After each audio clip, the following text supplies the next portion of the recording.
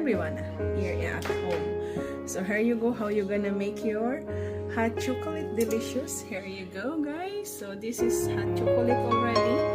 What you gonna need is this one, cacao powder, 100% cacao. Here you go, guys. I'm gonna open this. I don't have a selfie stick, so I'm just gonna show you what you gonna need here. So cacao powder, organic. You see that, organic, and that's, I transfer it here because I don't want in the pack. And of course, you're gonna need a coconut milk, unsweetened. So I use this one and another one of this organic coconut milk, and you're gonna need a white sugar or brown sugar. So it's up to you guys which one do you like. So you're gonna get the cacao powder here, put in a bowl, mix with a sugar, then boil the coconut milk in here. When it's starting to boiling, you have to add the mixed sugar and cacao powder. So now here you go, it's ready to drink. So guys, it's so yummy. This is non-dairy hot chocolate with cooked at Salad Master miso. So this is 4 quarts miso, special edition, few years ago. Let's and try it.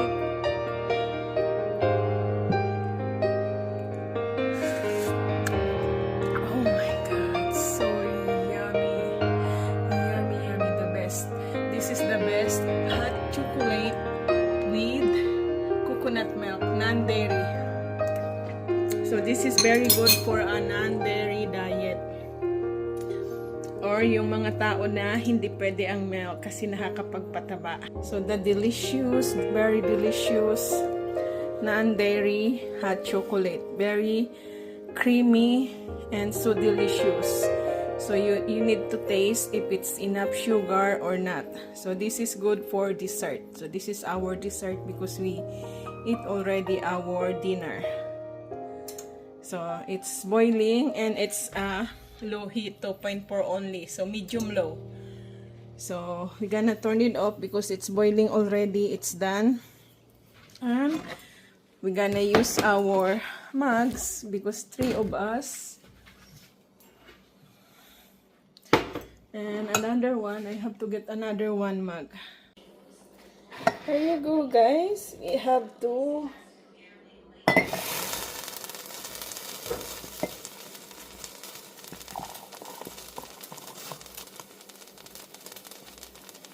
there you go. And another one here. Another 2 pala. Another 2.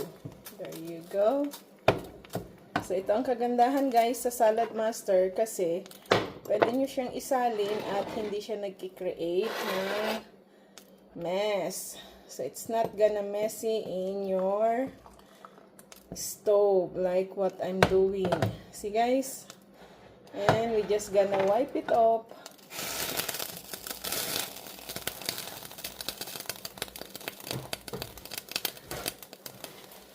See, just gonna put this here and I'm gonna show you wipe it off to remove the mess on the, and there you go. See, so I still have some more hot chocolate for tomorrow. O, diba? Ayan, o, malinis. And then, takpan na natin to keep it hot. So, it's gonna keep it hot for 8 hours. 4 to 8 hours, guys. If you want more hot chocolate, you just come back and grab some in our Salad Master cookware or pot. Stovetop cooking the hot chocolate. Here you go, guys. We have to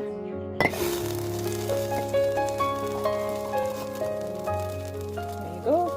And another one here. Another 2 pala. Another 2. There you go.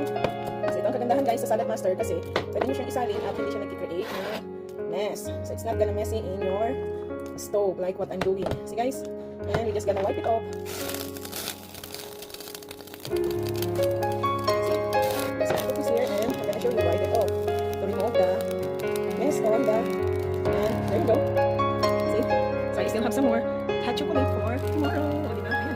And takpan na natin. Keep it hot. So it's gonna keep it hot for 8 hours. 4 to 8 hours, guys. If you want more hot chocolate, you just come back and rub some in our salad buster cookware or hot stovetop cooking the hot chocolate. Here you go, the delicious. So this is for me, this is for my hubby. Grand Canyon Remembrance mugs from Grand Canyon, Arizona. Last September. See, this is for AB, for me, and for my hubby. Cheers! Oh.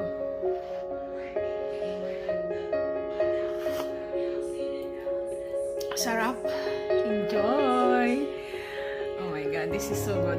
I don't make this every day, guys, because you know, but drinking hot chocolate is good for your body. It's so relaxing. Plus, this is your dessert. Healthy dessert. Homemade. Here you go, the delicious. So, this is for me, this is for my hubby. Grand Canyon Remembrance mugs from Grand Canyon, Arizona. Last September. See, this is for AB, for me, and for my hubby. Cheers! Oh. Sarap. Enjoy. Oh my god, this is so good. I don't make this every day, guys, because you know, but drinking hot chocolate is good for your body. It's so relaxing. Plus, this is your dessert. Healthy dessert. Homemade.